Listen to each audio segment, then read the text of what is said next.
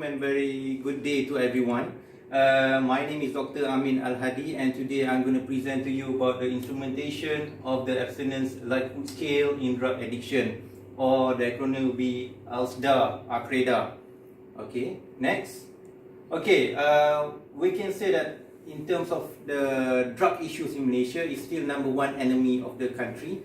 And from the screen here, we can say that the total of cases back in 2019, that is last year, is about 26,080 cases.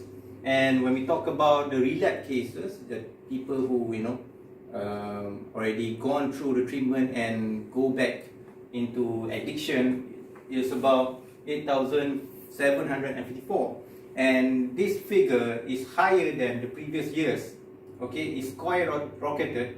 Okay, from 6,379 okay, back in 2015 to 8,754 cases, and this is a big number. Alright, next. Okay, this instrument, you can recognize the protective factor and also the risk factor. Okay, and to help in terms of the abstinence journey of the equivalent permanent. Okay, and this study attempt to provide adequate instrument or research or to practitioners. We can say practitioners and also researchers can use it. Okay, to identify the protective factor and risk factor, so that later on proper intervention can help researchers and also practitioners in helping people with drug related problems. Alright, next slide. Okay, when we talk about literature review here, the topic, and we can say that when we talk about drug abuse, it is a biopsychosocial disease, okay, that involve biological, psychological, and sociological elements in human. Okay, and also when we talk about risk factor, it contributes people to relapse, okay, and take back drugs again after they gone through treatments. So we can say that the more risk factor a client has, the higher the likelihood of the client to engage in drug abuse. Okay, if the protective factor is more, okay, it reduces the client's risk of getting involved in drug abuse. Alright, next. Okay, let's talk about relapse first. Okay, relapse, also known as the primary difficulties in treating drug abuse. Okay, you have gone through all the treatments in the rehab center, but end of the day, you have what we call as a relapse issues. And maybe people say that the relapse is a part of the treatment, okay, to beat the behavior of addiction, but in the same time, it is going to increase. Okay, or going to relapse occur when the drug addiction exposed to triggers factor increase the statistic of drug users in the country. Alright, next. Okay, when we talk about protective and risk factors, okay, just now we mentioned about protective and risk factors. Okay, let's clear out what is protective factor, what is a risk factor. And we can say risk factor defined as factor that enhance likelihood of person that will be engaged in drug abuse or dependency towards drugs. When we talk about risk factor, we talk about protective factor, okay, associated with reducing potential in engage in drug abuse. Okay, for example, we talk here maybe in terms of influence of peers, your peers, or maybe your friends, okay, or your family members involved in drugs, so you are in a high risk of involving drugs.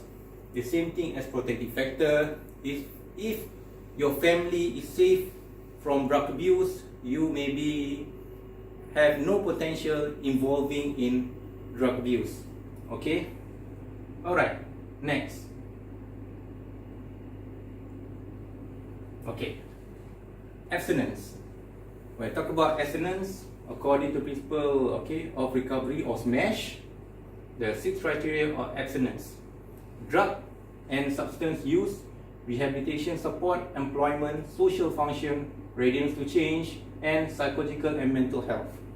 Okay, American Society of Addiction Medicine back in 2013.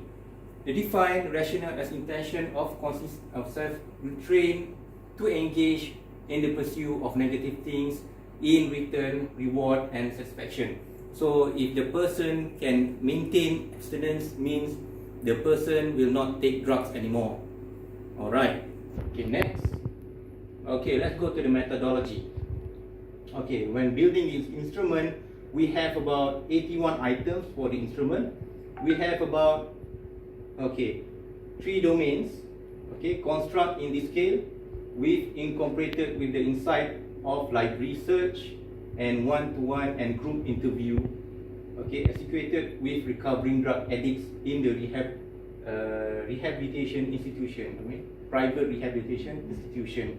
Okay, to establish the scale to be scientifically reliable, the scale was tested in reliability and validity before it was administered to the real population. So we do a pilot test before we do a real test towards the real population or people having difficulties in drugs. Okay, the validity of the scale was conducted through face validity and also with few potential population to confirm its feasibility. Alright, and was done by 2 experts from psychology and drug addiction counseling respectively. Okay, reliability test of this scale was undergo through a pilot study upon 132 respondents, and some tests in using SPSS 221.0, okay, to measure the internal consistency of the scale. Alright, next, when we talk about validity, okay, Kumar and Govindin Daraj 2014 here, okay, noted that validity is an ability of a tool to measure what is particularly required to measure. And according to Anderson and Selborne 2015, assert that questionnaires validity can be established using panel of experts examine the theoretical base construct of it. Okay, so we use content validity and also face validity. Okay, these two were done simultaneously, in which the validity of the scale was conducted through face validity with few potential population to confirm its feasibility, while content validity was done by 2 experts from psychology and drug addiction counseling respectively. Alright, next slide.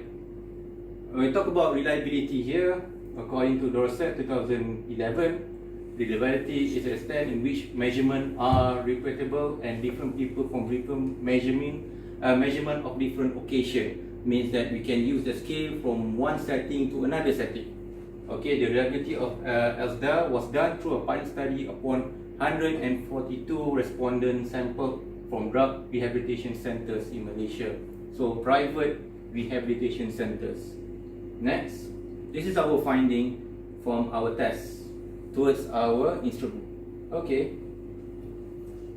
Okay, reliability, okay, based on the Cronbach alpha score, overall is 0.954. That is very high. Okay.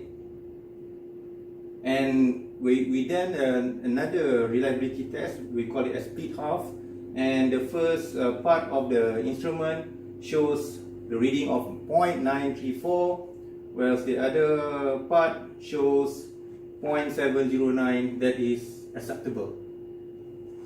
Okay, so when I talk about validity again, we use the face validity and content validity by using or by the help of 2 of our experts from psychology and drug addiction counseling.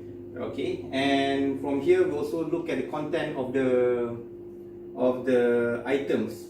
We look at the content of the items, and yeah, most of the experts agree with our items that we use for our instruments. Alright, next. Okay, this is our conclusion. Okay, abstinence led food. Okay, the scale ALSDA-ACREDA was tested to be highly reliable and valid and ready to be used in the real population of the research, which the purpose is to measure the likelihood level of drug addicts towards abstinence. Okay, and highly reliable with the fact that the value of Cronbach alpha is 0.951. Okay, for future studies later on, maybe we can translate and adapt with other cultures, maybe especially in Southeast Asia, and can be widely used by other researchers. Okay, next. All right, thank you very much.